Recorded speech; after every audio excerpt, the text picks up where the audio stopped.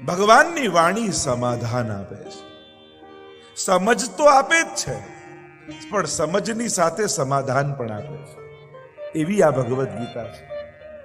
એવું આ ભગવાનનું ગાયેલું ગીત છે. અને એ પણ કોઈ વનમાં નહીં, રણસંગ્રામમાં, યોદ્ધાઓની વચમાં, યુયુત્સુઓની વચમાં. જ્યારે કાર્પણ્ય દોષોપહત સ્વભાવ પૃચ્છામિ ત્વામ ધર્મ સમ્મૂઢ ચેતા. જ્યારે કાર્પણ્ય દોષથી ગ્રસિત થયેલો અર્જુન કિમ કર્તવ્ય વિમૂઢ થયો, શું કરવું શું ન કરવું એનો વિવેક જ્યારે ગુમાવ્યો, ભગવાનના શરણે ગયો અને ભગવાને પોતાનો શિષ્ય જાણી આ ભગવદ્ ગીતાનો દિવ્ય ઉપદેશ આપ્યો છે. કૃષ્ણમ વંદે જગદગુરુ કહીએ છે એ ગીતાજીને કારણે. ભગવાન તો ગુરુ છે, ભગવાનની વાણી ગુરુ છે. ઘણા લોકો એમ કે ભગવાન હમણાં મળત તો, ઠાકોરજી કૃષ્ણ હમણાં પ્રગટ થઈ જાય તો હમણાં પ્રગટ થઈ જાય ને તો એ 5000 વર્ષ પહેલા જે ગીતાજીમાં વાત કરીને એ જ વાત કરે. એટલે કદાચ પ્રભુ પ્રગટ નથી થયા, પણ ગીતાજી આપી ગયા છે, તો ગીતાજીને જ કૃષ્ણ માની અને એની જોડે સંવાદ કરો. સંશય લઈને ગીતાજી પાસે જાઓ. આ કૃષ્ણ રૂપ ગીતા તમારા સમસ્ત સંશયોનું સમાધાન કરશે. નિશ્ચિત વાત છે. કારણ કે ભગવાન કઈ આજે વાત જુદી ને કાલે જુદી ને, ભગવાનની વાણી સનાતન હોય છે. વેદ સનાતન છે, વેદ નિશ્વાસ છે, તો ગીતા વાણી છે, શ્રી કૃષ્ણ વાક્યાની. એટલે તો મહાપ્રભુજી બધા પર લખ્યું, પણ ગીતાજી પર લખવાની કારણ સાક્ષાત ભગવાન જે બોલતા હોય એના પછી આપણે શું ટીકા કરવાની. કારણ કે કોઈ ટીકા કરે, કોઈ ટીકા એટલે એની વ્યાખ્યા કરે તો એમાં પોતાની જ બુદ્ધિનું પ્રદર્શન છે. મહાપ્રભુજી કહે આ ચારે પ્રમાણ ગ્રંથો પર હું જે લખું છું, મારો કોઈ નવો મત હું પ્રસ્થાપિત નથી કરતો, મારો કોઈ નવો મત બતાવતો નથી. હું તો એ જ કહેવા માંગુ છું જે વ્યાસજી કહેવા માંગે છે. ભાગવતજીમાં જે રચના કરી વ્યાસજી, જે મૂળ વાક્ય મૂળ અર્થો કહેવા માંગે છે, મારે તો એ જ અર્થો કહેવા છે. મારે ગીતાજીમાં કઈ નવું નથી કહેવું, જે ઠાકોરજી કહેવા માંગે છે એ જ મારો મત છે. ભાગવતમાં જે સુખદેવજી કહેવા માંગે છે એ જ મારો મત છે.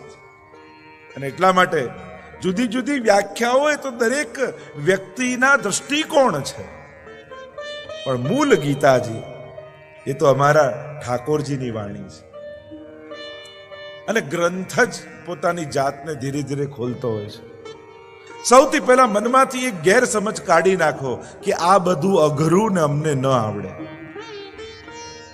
જ્યાં સુધી આ મનમાં રહેશે ને ત્યાં સુધી કોઈ ને કોઈ સહારો તમે ગોત્યા કરશો. ગ્રંથ લો ને વાંચવાનું શરૂ કરો. રોજ એક અધ્યાયનો પાઠ કરો. ખાતરીપૂર્વક કહું છું, આ ગીતા માં બની અને તમારું પોષણ કરશે, તમને પૈનું પાન કરાવશે. અને એટલે જ તો કહ્યું, ગીતા સુગીતા કિમન્યૈ શાસ્ત્ર વિસ્તરૈ. બીજા શાસ્ત્રો વાંચવાની જરૂર નહીં પડે. એટલે કેવલ ગીતા સમજી જશો તો વેદ, બ્રહ્મસૂત્ર ને ભાગવત આપમેળે સમજમાં આવી જશે. આ મૂળ ગ્રંથ છે. અને એટલા માટે ભગવદ્ ગીતામાં વાણી ભગવાનની અલૌકિક છે, પારલૌકિક છે. તો બીજાથી જે ફલ મળે છે એ બધું અલ્પ છે,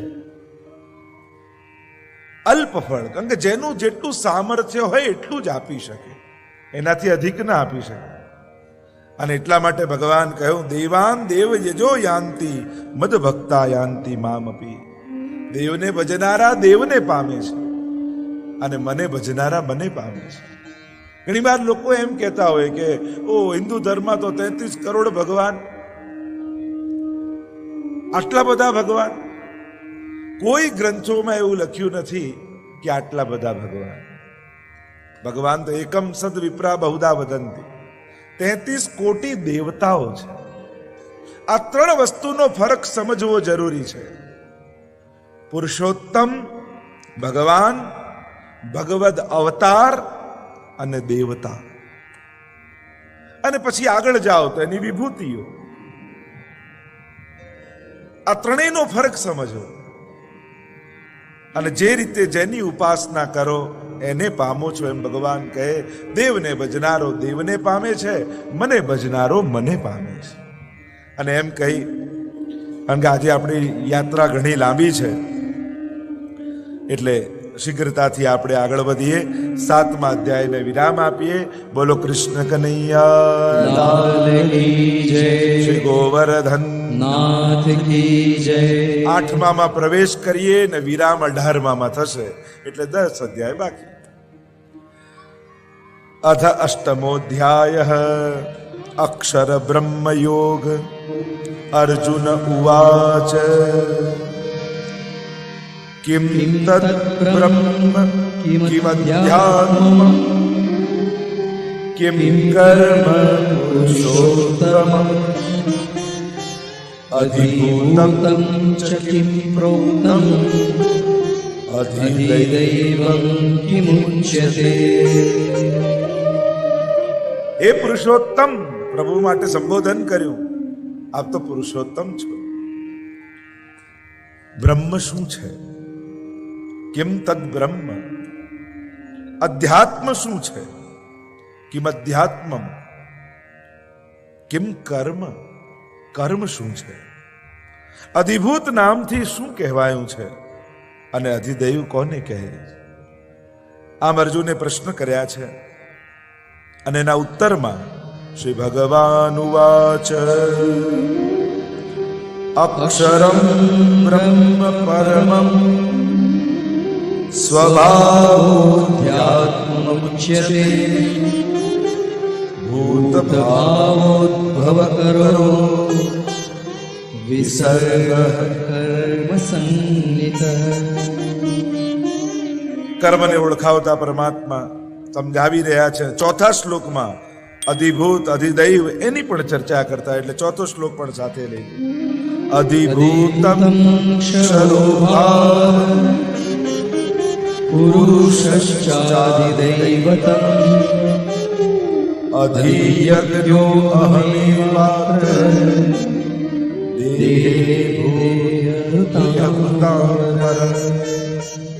અધિભૂત કોને કહેવાય?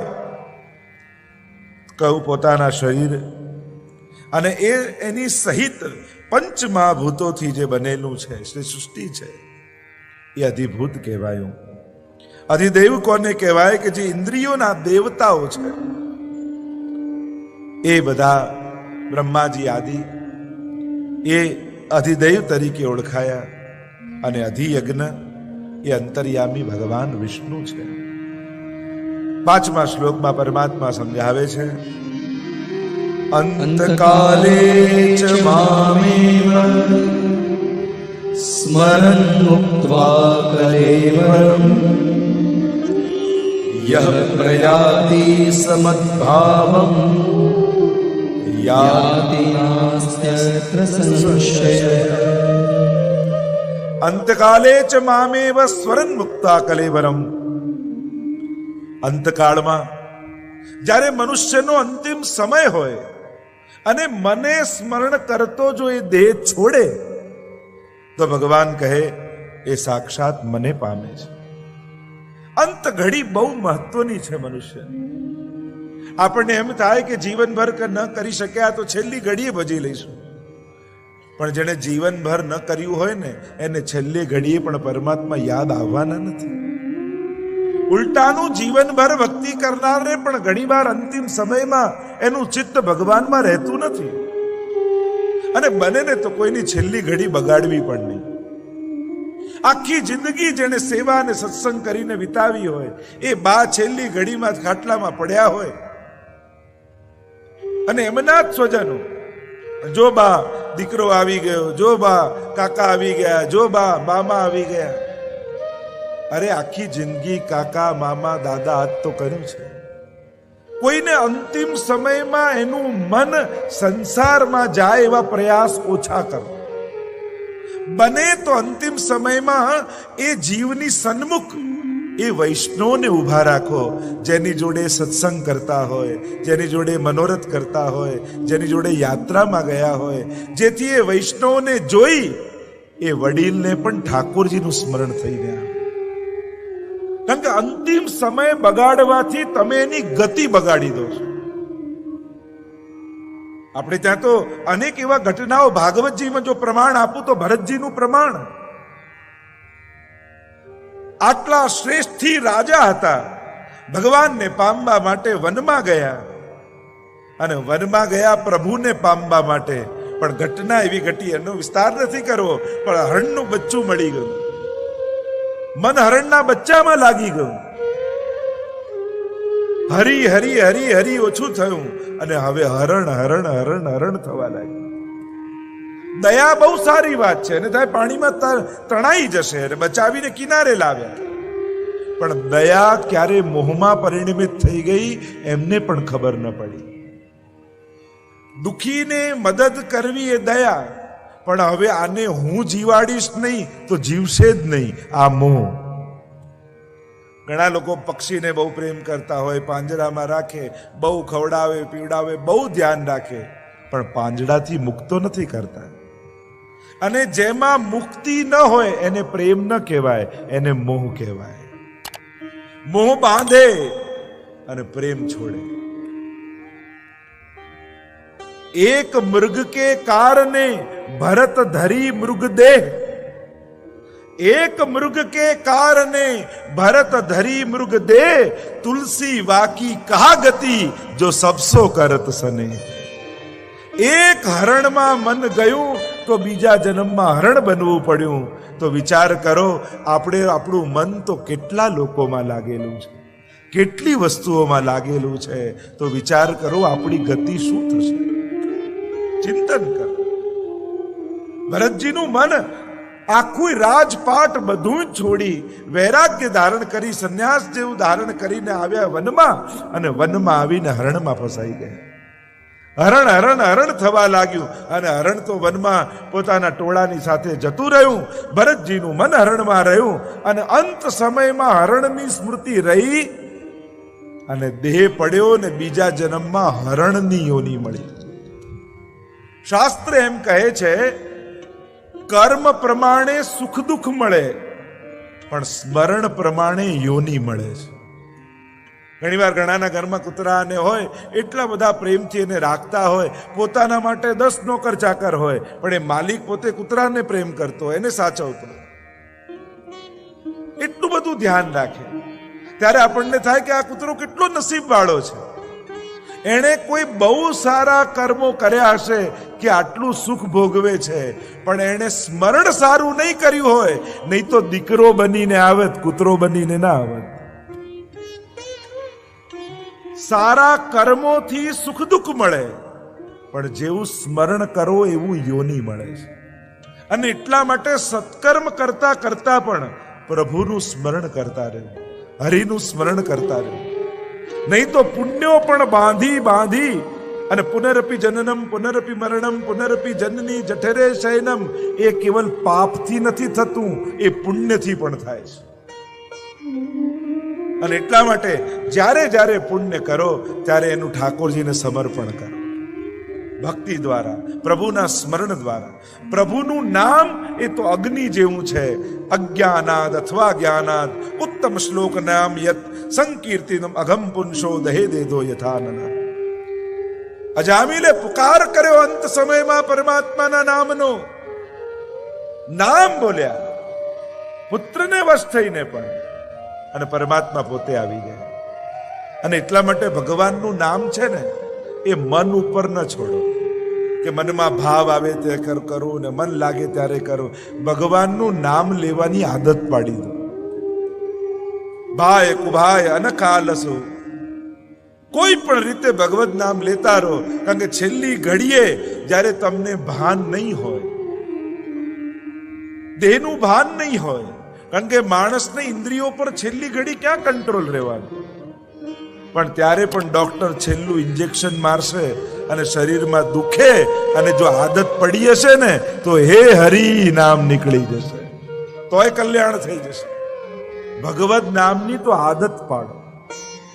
પ્રભુનું નામ એવું છે. કલયુગ કેવલ નામ આધારા. ને એમાં પણ અંત સમય બહુ મહત્વનો છે. અંત સમયમાં જ્યાં માણસની મતિ જાય ત્યાં એની ગતિ થાય છે. એટલે પ્રભુને વિનંતી એ જ કરજો કે પ્રભુ આખું જીવન હું સભાન રહીશ કે તારું નામ લઉં, પણ છેલ્લી ઘડીએ જ્યારે મને મારા દેહ ઉપર કોઈ કંટ્રોલ નહીં હોય, સંયમ નહીં હોય, હે પ્રભુ તું એવી કૃપા કરજે કે એ સમયે તું મારી જીવા ઉપર આવીને બેસી જજે. છેલ્લી ઘડી તું સંભાળી લે. ભક્તિ કરતા છૂટે મારા પ્રાણ, પ્રભુજી માગું રે. રહે અંત સમય તારો સાથ, પ્રભુજી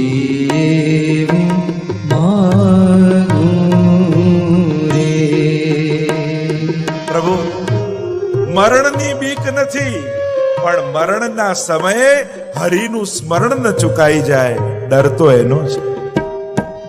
તારું મુખનું મનોહર જોયા કરું, રાત દાડો તારું ભજન કરું, શ્વાસે શ્વાસે રટું તારું નામ, પ્રભુજી હું માગું રે. ભક્તિ કરતા છૂટે મારા પ્રાણ, પ્રભુજી હું માગું. અંતકાલે ચ મામેવ સ્મરન મુક્ત્વા કલેવરમ, યઃ પ્રયાતિ સમદ્ભાવમ યાતિ નાન્યસ્તત્ર સંશય. એ મને જ પામે છે, એમાં કોઈ સંશય નથી. પણ જેણે જીવનભર ભગવત નામ લીધું હોય ને એને જ અંત સમયમાં પ્રભુનું નામનું સ્મરણ થાય. નહીં તો ખૂબ કઠિન છે. પ્રભુ યાદ આવવા ખૂબ કઠિન છે. આગળ પ્રભુ અનેક પ્રકારથી સમજાવે છે. અંતકાળમાં જે ભાવને સ્મરણ કરે તેને પામે છે જીવ, એમ પ્રભુએ સમજાવ્યું. 7મા શ્લોકમાં પ્રભુ સમજાવતા બોલ્યા, તસ્માत् સર્વેષુ કાલેષુ મામનુસ્મરય ચ મય્યર્પિત મનો બુદ્ધિ મામે વિશ્યસ્ય સંશયમ. પ્રભુ કહેવા લાગ્યા, તસ્માત સર્વેષુ કાલેષુ મામ અનુસ્મરય યુદ્ધ છે. સર્વ કાળમાં તું મારું સ્મરણ કરીને યુદ્ધ કર. અત્યારે તું યુદ્ધ કરવા તૈયાર થયો ને તને મોહ થયો, એનું કારણ એ હતું કે તું મને ભૂલ્યો અને તારી જાતને તે યાદ કરી. તારી મમતા અને તારો અહમ વચ્ચે આવ્યો. કારણ કે આ પણ તારો અહંકાર છે કે મારીશ તો મરી જશે ને નહીં મારું તો બધા બચી જશે. આ પણ તારો અહમ છે. તું નથી મારનારો, તું નથી બચાવનારો, કરનારો તો હું છું. મને હૃદયમાં પધરાવીને યુદ્ધ કરીશ તો તને મારવાનું પાપ નહીં લાગે, કારણ કે પછી કરતા હું થઈ જઈશ, કરનારો હું થઈ જઈશ, તું તો કેવલ મારું સાધન બની જઈશ. ભગવાન મંત્ર બતાવે છે, જીવનમાં કોઈ પણ કાર્ય કરો, પુરુષાર્થ કરો, પ્રયાસ કરો, પણ ચિત્તમાં હરિને રાખો, પ્રભુને રાખો, એને સ્મરણ કરો કે તું હૃદયમાં બિરાજ્યો છે ને તારા માટે આ કાર્ય કરવું છે. કરનારો પણ તું છું, અને પામનારો પણ તું છું. આગળ 14મા શ્લોકમાં પ્રભુ 8મા અધ્યાયમાં સુંદર વાત કરતા કહે, અનન્ય ચેતા સતતમ યો માં સ્મરતિ નિત્યશઃ તસ્યાહં સુલભ પાર્થ નિત્યયુક્તસ્ય યોગી. बड़ी सुंदर बात प्रभु ने की. अनन्य चेता सततम यो माम स्मरति नित्यसह. अनन्य चेता, अनन्य चित्त वाળો થઈ, સતતમ જે સતત, યો મામ સ્મરતિ નિત્યસહ, અનન્ય ચિત્ત વાળા થઈ અને જે નિત્ય પ્રભુનું સ્મરણ કરે છે, તસ્યાહમ સુલભમ પાર્થ, એને હું સુલભ થઈ જાઉં છું. પ્રભુ કોને મળે, કોને સુલભ થાય? એ તો મોટા મોટા ઋષિઓને પણ અગોચર છે, મોટા મોટા દેવતાઓને પણ પ્રાપ્ત નથી. શરત સૌથી પહેલી એ અનન્ય ચિત્ત વાળો થાય. સૌથી પહેલા તારી અનન્યતા મારામાં સ્થાપિત કર, કારણ કે તારું ચિત્ત લાલસાઓમાં લાગેલું છે, સાંસારિક કાર્યોમાં લાગેલું છે. બધેથી ખસેડી તારા ચિત્તને સૌથી પહેલા મારામાં પરો. એટલે તો મહાપ્રભુજીએ સેવાની વ્યાખ્યા કરીને ચેતસ્તત પ્રવણમ સેવા.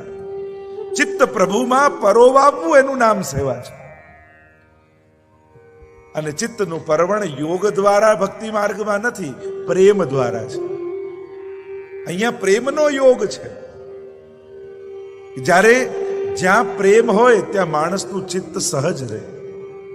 માં ગમે તેટલી રસોડામાં કામ કરતી હોય, ઘોડિયામાં બાળકને સુડાવ્યું હોય અને ડ્રોઈંગ રૂમમાં સૂતું હોય, ત્યાં ઘોડિયામાં હલે ને તો રસોડામાં માને ખબર પડી જાય. કારણ કે કાર્ય કરતા કરતા એનું મન તો ત્યાં છે, એનું ચિત્ત ત્યાં છે.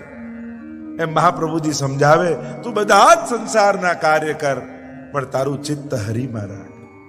એટલે તો આપણા નારાયણદાસની વાર્તા આવે છે ને. નારાયણદાસજી રાજકાજમાં એટલા વ્યસ્ત રહેતા અને એમના મનમાં બહુ એક મોટો મનોરથ કે મારે ગોકુલ જવું છે, વ્રજમાં જવું છે, ગુસાઈજીના દર્શન કરવા છે. પણ જઈ ન શકે, એટલા વ્યસ્ત રહે. એટલે એમણે એક ઉપાય કર્યો. એમણે એક પગારદાર છોકરો રાખ્યો. એનું કામ શું? એનું કામ એટલું જ કે 2 ઘડી થાય એટલે નારાયણદાસ પાસે આવે ને બોલે કે ભૈયાજી ગોકુલ કબ ચલોગે.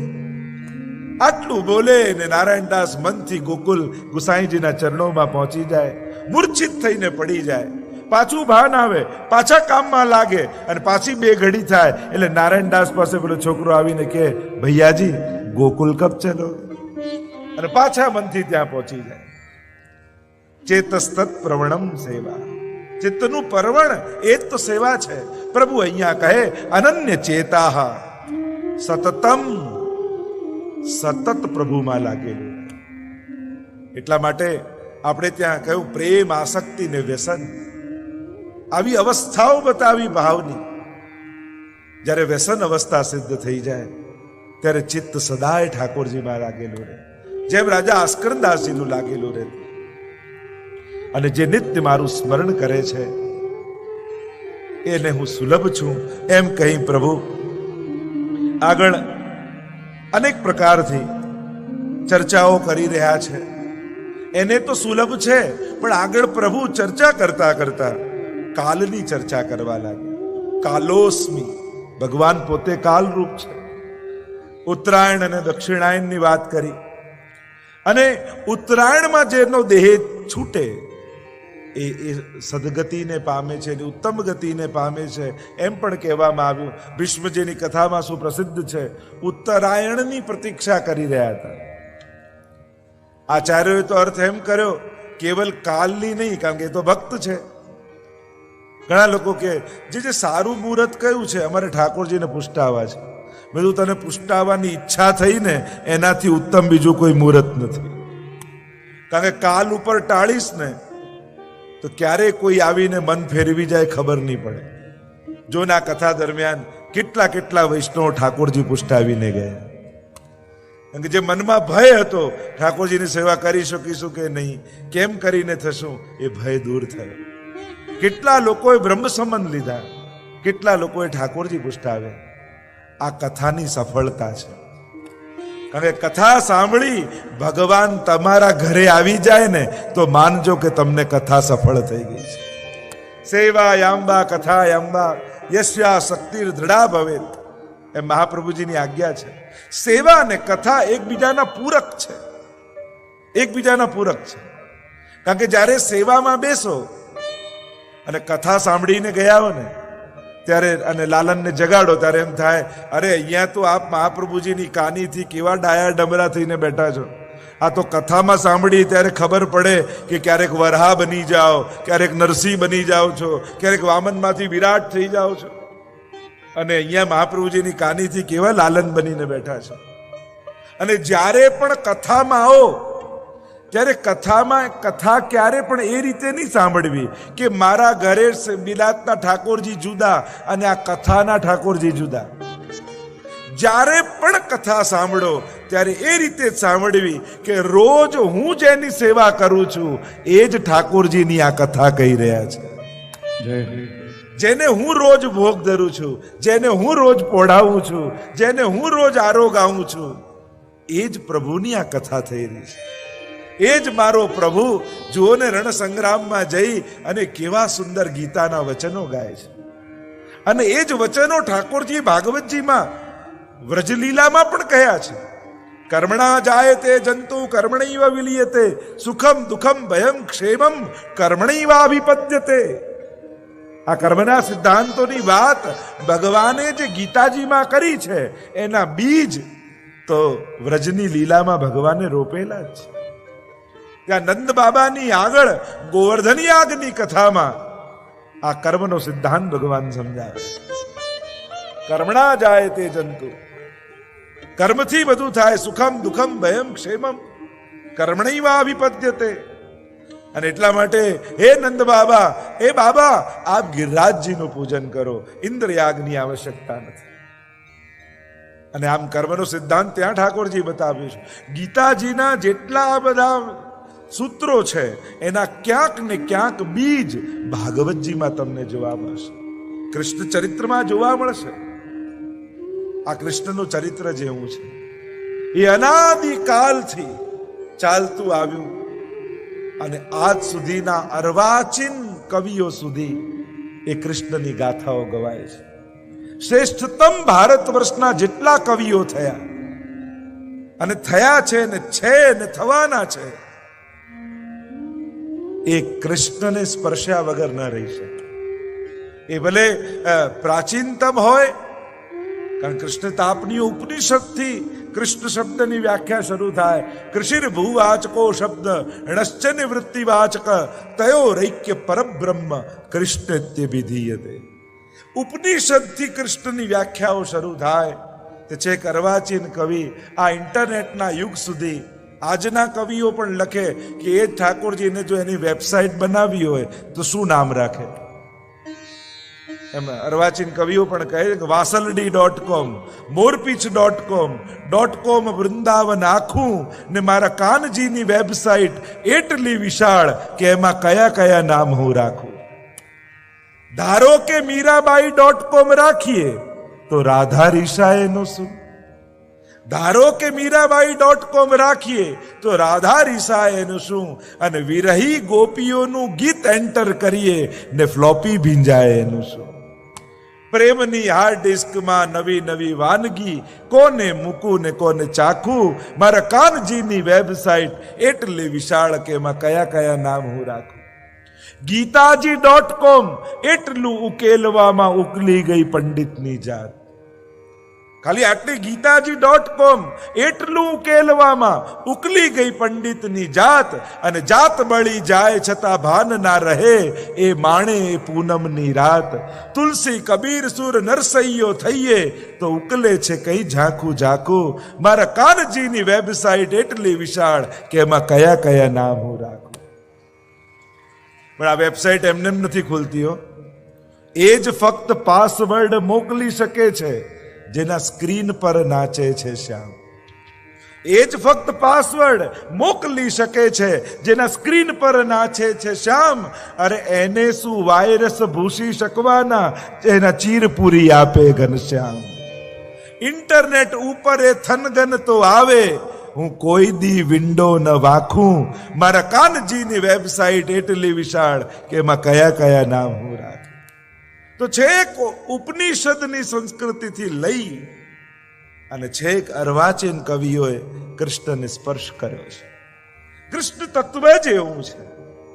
એ બાળકને પણ આનંદ આપનારું, યુવાનને પણ પ્રેરણા આપનારું અને વૃદ્ધને પણ શાંતિ આપનારું તત્વ છે. કૃષ્ણ તત્વની કથા એવી છે, બાલ લીલા સાંભળો તો બાળકને આનંદ આવે, ગીતાજીના વચનો વાંચો તો યુવાનોને જોશ ચડે, અને ભાગવતના એકાદશ સ્કંદમાં ઉદ્ધવજીને આપેલા વચનો સાંભળો તો વૃદ્ધને પણ અંત સમય સુધારવાની પ્રેરણા મળી જાય.